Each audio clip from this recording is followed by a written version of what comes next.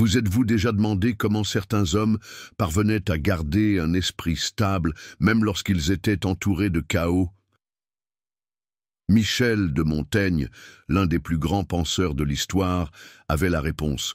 Aujourd'hui, nous allons vous révéler comment ces leçons peuvent transformer votre état d'esprit ordinaire en celui d'un roi.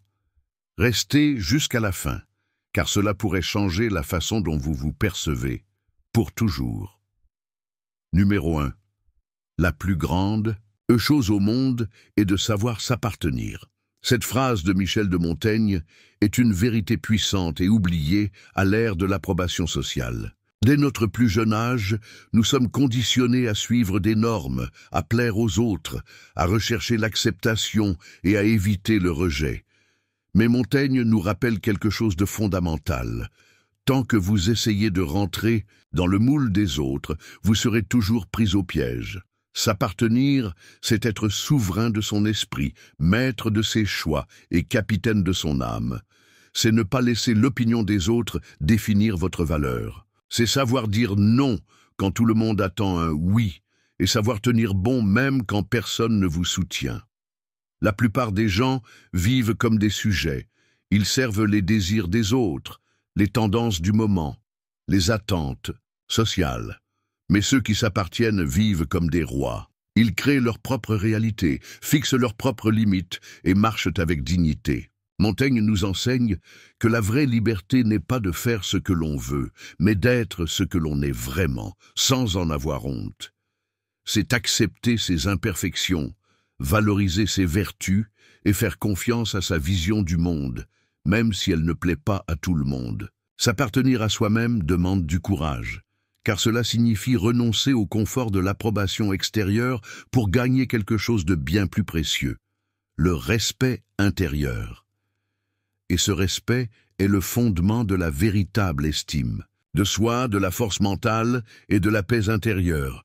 Lorsque vous vous appartenez, personne ne peut vous acheter, vous manipuler ou vous détruire. Vous devenez invincible de l'intérieur. Et c'est là que commence le véritable pouvoir, le pouvoir de vivre avec un but, de parler avec vérité et d'agir avec intégrité. Réfléchissez. Vivez-vous en maître ou en esclave des attentes des autres? Le temps est peut-être venu de prendre le trône de votre propre vie. Numéro 2. L'esprit est le véritable champ de bataille. Michel de Montaigne avait compris une chose que beaucoup ignorent encore. Les plus grands conflits auxquels nous sommes confrontés ne se trouvent pas dans le monde extérieur, mais à l'intérieur de nous-mêmes. C'est dans l'esprit que naissent les peurs, les doutes, les comparaisons, les regrets et les insécurités.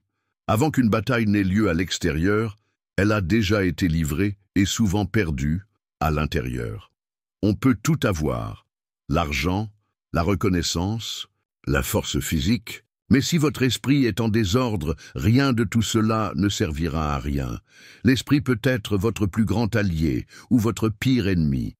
Et le plus dangereux, personne ne voit que vous êtes en train de perdre cette guerre. Vous souriez, vous travaillez, vous parlez, mais à l'intérieur de vous, vous livrez une bataille contre des pensées destructrices, des croyances limitantes et des voix intérieures qui vous sabotent en permanence. Montaigne savait que la maîtrise de l'esprit est plus difficile que la maîtrise des armées, car elle exige une vigilance constante, une réflexion profonde et le courage d'affronter ses propres ombres. L'esprit indiscipliné crée des monstres imaginaires. Il transforme les petits problèmes en grandes catastrophes. En revanche, un esprit entraîné est comme une forteresse, ferme, calme et inébranlable, même face au chaos. Et comment former cet esprit? Par le silence, la lecture, la connaissance de soi, la confrontation avec les idées qui vous affaiblissent et leur remplacement par des pensées qui vous renforcent.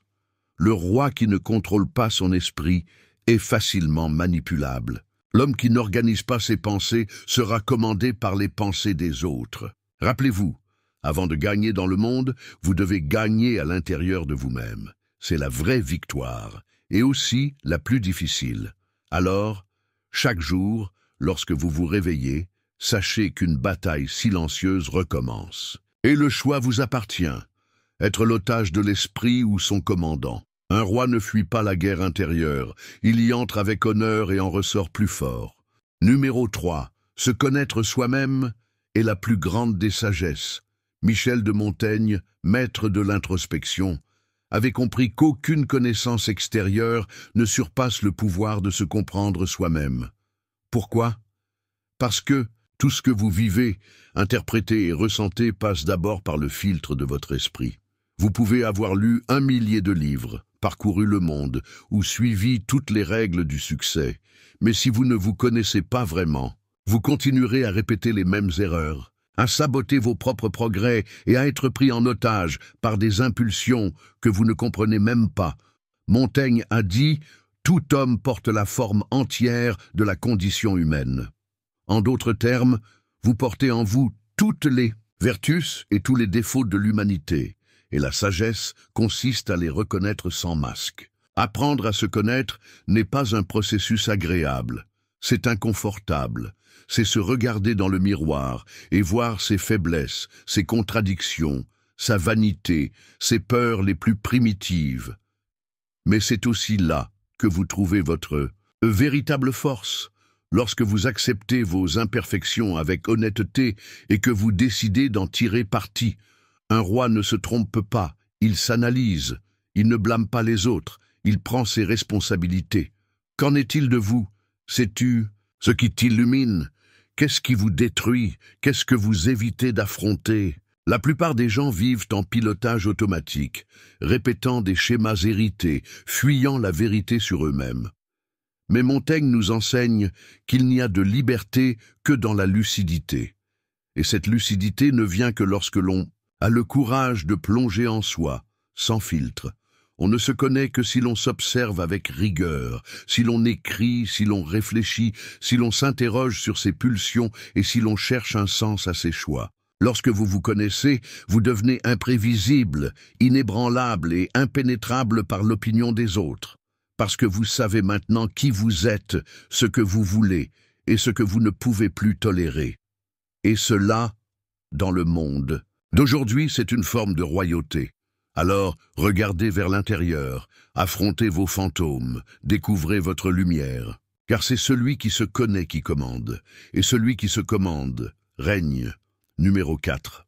Trop d'émotions est une faiblesse. Michel de Montaigne, avec sa sagesse brutalement honnête, savait que ceux qui vivent en otage de leurs émotions sont condamnés à l'instabilité. Il disait que la peur tue plus que l'épée, et cela vaut pour toute émotion incontrôlée, la colère, l'envie, l'anxiété, la jalousie, le besoin. Toutes ces forces intérieures, lorsqu'elles ne sont pas maîtrisées, détruisent la clarté, déforment la réalité et transforment l'être humain en esclave de ses impulsions momentanées. Montaigne ne niait pas l'existence des émotions, il les comprenait, mais il ne se laissait pas entraîner par elles. À une époque où la sensibilité extrême est vendue comme une vertu, nous oublions que le véritable pouvoir réside dans le sang-froid. Le sang-froid n'est pas l'insensibilité, c'est la maîtrise de soi. Un roi ne désespère pas, il observe, il attend, il choisit calmement. Alors que les autres réagissent, il agit avec intention. Trop d'émotions altèrent le jugement. Combien de décisions avez-vous prises dans le feu de l'action et regrettées plus tard? Combien de fois la colère vous a-t-elle fait dire ce qu'il ne fallait pas? Ou la peur vous a-t-elle empêché de faire ce que vous deviez faire? L'émotion débridée est une prison sans barreaux. Mais Montaigne propose une autre voie, celle de la raison disciplinée. Un esprit froid voit loin, il pèse les conséquences, il vous protège de vous-même. Et surtout, il préserve votre dignité au milieu du chaos. Si vous voulez diriger votre vie, vous devez être plus grand que vos impulsions. Il ne s'agit pas de se transformer en pierre, mais d'utiliser l'émotion comme un outil et non comme un maître. Ceux qui explosent facilement perdent le respect. Ceux qui désespèrent au premier obstacle perdent leur chemin. Mais celui qui domine son cœur avec son esprit devient inarrêtable. Montaigne nous invite à entraîner ce noble sang-froid, non pas comme une fuite, mais comme une force. Finalement, les rois qui sont restés dans l'histoire sont ceux qui ont affronté les tempêtes avec sérénité. Qu'en est-il de vous? Allez-vous continuer à vous laisser balloter par les vagues de l'émotion ou prendrez-vous fermement le gouvernail? Cinquièmement, cultivez la libre pensée. Michel de Montaigne, l'un des plus grands essayistes de l'histoire, a vécu à une époque où le conformisme et l'imposition des idées étaient la norme. C'est pourquoi il accordait une grande importance à la liberté de penser, estimant que cette liberté est à la base de toute grandeur intellectuelle et personnelle. Penser librement ne signifie pas seulement avoir ses propres opinions, c'est bien plus que cela. C'est remettre tout en question, y compris ses propres croyances. C'est ne pas accepter les vérités toutes faites, ne pas se laisser enfermer dans les dogmes imposés par une autorité, qu'elle soit religieuse, politique ou sociale. Montaigne écrivait pour se comprendre lui-même, pas pour plaire aux autres. Et c'est précisément cette quête honnête et courageuse qui devrait vous inspirer. Dans un monde où nous sommes bombardés d'opinions, de nouvelles manipulées et d'informations superficielles, cultiver la libre pensée est un acte de rébellion et d'intelligence. Il faut avoir le courage de douter, de prendre position contre la majorité, d'accepter que ces idées peuvent changer et doivent changer au fur et à mesure que l'on apprend. La libre pensée est aussi l'antidote à la peur de l'inconnu et à l'esclavage mental. Elle ouvre les portes de la créativité, de l'innovation et d'une véritable compréhension du monde et de soi-même. Montaigne nous rappelle qu'un esprit libre est un esprit vivant qui se renouvelle constamment et ne se laisse pas emprisonner par les préjugés ou l'ignorance. Si vous voulez devenir le roi de votre propre vie, vous devez commencer par cette étape. Exercez l'habitude de penser, de manière indépendante, avec courage et humilité. Lisez, questionnez, débattez, écrivez, réfléchissez. Ne vous contentez pas de réponses faciles. Autorisez-vous à faire des erreurs et à apprendre. Car seul un esprit libre peut voir au-delà des apparences, résister à la manipulation et choisir la meilleure voie avec clarté et conviction. Cultiver la libre pensée est donc l'une des meilleures armes pour construire une vie authentique, puissante et véritablement vôtre. Après tout, seul un roi qui pense par lui-même peut gouverner son royaume avec sagesse. Numéro 6. Le pouvoir réside dans le silence intérieur. Michel de Montaigne, maître de la réflexion profonde, savait que le vrai pouvoir ne vient pas du bruit extérieur, des mots vides ou des actions impulsives, mais de l'espace tranquille que nous parvenons à créer en nous-mêmes. Nous vivons à une époque de bruit permanent, informations incessantes, réseaux sociaux, pressions extérieures et demandes apparemment sans fin. Dans ce tourbillon, le silence intérieur semble être un luxe rare, mais c'est en fait une nécessité vitale. Le silence n'est pas seulement l'absence de son, c'est la pleine présence de soi, la rencontre avec sa propre essence. C'est dans cet espace tranquille que l'esprit s'organise, que les émotions s'apaisent et que la clarté émerge. Montaigne, avec sa sagesse antique, enseignait que ceux qui savent se retirer dans le silence ne sont pas submergés par les tempêtes de la vie. Ce recueillement crée une forteresse invisible, une protection contre les influences extérieures qui nous détournent du chemin. Dans le silence intérieur, on écoute sa propre voix, pas celle des autres, pas le bruit du monde, mais sa vérité. C'est là que naissent l'intuition, la créativité et la force d'agir avec détermination. Cultiver ce silence est un exercice quotidien de présence et de maîtrise de soi, où l'esprit apprend à observer sans réagir, à ressentir sans se laisser envahir, à penser sans se perdre dans les distractions. C'est l'espace où se révèle le vrai pouvoir, celui qui n'a rien à prouver à personne, parce qu'il sait déjà qui il est et où il va. Montaigne a montré qu'en maîtrisant le silence intérieur, l'homme devient impénétrable, serein et fort, capable d'affronter n'importe quel défi avec sérénité. Alors, si vous voulez être le roi de votre propre vie, commencez à chérir ces moments de calme. Éteignez le bruit, fermez les yeux, respirez profondément et plongez-vous dans le silence. C'est là, au cœur de votre vie, que se trouve le Un pouvoir que personne ne peut vous enlever, le calme qui transforme le chaos en opportunité, et l'esprit agité en pure sagesse. Numéro 7. Le courage, c'est d'être soi-même, malgré tout. Tout au long de ses essais, Michel de Montaigne a révélé une vérité essentielle pour ceux qui recherchent l'authenticité et la force intérieure. Le véritable courage ne réside pas dans les grands exploits extérieurs, mais dans l'endurance quotidienne à rester fidèle à soi-même, même face aux pressions et aux adversités que le monde impose. Être soi-même est un acte radical, surtout à une époque où le conformisme est la norme et où la critique est rapide et impitoyable. Montaigne savait que le courage exige d'affronter non seulement les défis extérieurs, mais aussi les voix intérieures qui doutent, s'interrogent et vous demandent d'abandonner. Cela signifie qu'il faut regarder en soi, accepter ses défauts, reconnaître ses imperfections et aller de l'avant avec intégrité. Être authentique, c'est résister à la peur du jugement, au désir de plaire à tout le monde, à la tentation de se cacher derrière des masques sociaux. Le courage de Montaigne est une invitation à assumer sa propre histoire, ses propres opinions, ses propres valeurs, même si cela vous met en opposition avec la majorité, ou si la solitude semble être le prix à payer.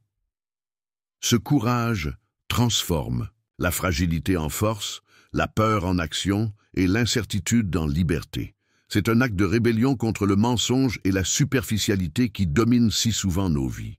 Montaigne montre qu'il n'y a pas de plus grand pouvoir que celui d'être fidèle à soi-même, car ce pouvoir est immunisé contre les attaques extérieures et intériorisé comme une flamme que personne ne peut éteindre. Le courage d'être soi-même est donc la voie pour devenir le roi de sa propre vie, un roi qui ne se plie pas au vent des opinions, qui règne avec authenticité et qui inspire par l'exemple. Alors, même lorsque tout semble conspirer contre vous, même lorsque le monde exige une version différente de vous, rappelez-vous, la plus grande bravoure consiste à être exactement qui vous êtes, sans excuse, sans masque, sans peur. C'est là la vraie victoire, celle que célébrait Montaigne, et qui est à la portée de tous ceux qui ont le courage de s'assumer pleinement. Michel de Montaigne n'a pas écrit pour vous impressionner, il a écrit pour vous provoquer. Ses essais ont traversé les siècles parce qu'ils s'adressent directement à l'âme de celui qui a soif de clarté. Il ne vous propose pas de formules magiques ou de réponses toutes faites. Au contraire, il vous invite à réfléchir, à douter, à plonger au plus profond de vous-même et à en ressortir plus fort. Dans ce monde où tant de gens vivent en pilotage automatique, Montaigne nous secoue, pensez, interrogez, décidez par vous-même. Il ne s'agit pas de paraître sage, mais de devenir maître de son esprit. Et cela demande des efforts, de la vigilance, du courage. L'esprit doit être affûté comme une épée, tranchant, ferme, silencieux et mortel contre les illusions. Ceux qui se maîtrisent eux-mêmes n'ont pas besoin de maîtriser les autres, car ils ont déjà conquis le territoire le plus difficile, leur propre moi. Alors, avant de poursuivre votre routine, faites une pause, non pas pour consommer davantage, mais pour réfléchir. Pensez-vous par vous-même? Vivez-vous avec intention? Êtes-vous fidèle à votre essence? Si la réponse est « pas encore », de Montaigne ne vous jugerait pas. Il se contenterait de sourire et de dire « commencez maintenant ». Uniquement pour les personnes déterminées qui sont restées jusqu'à la fin de cette vidéo, commentez ci-dessous « je suis resté jusqu'à la fin ». Je saurai ainsi qui veut vraiment prendre sa vie en main une fois pour toutes. Prenez soin de vous et rendez-vous dans la prochaine vidéo.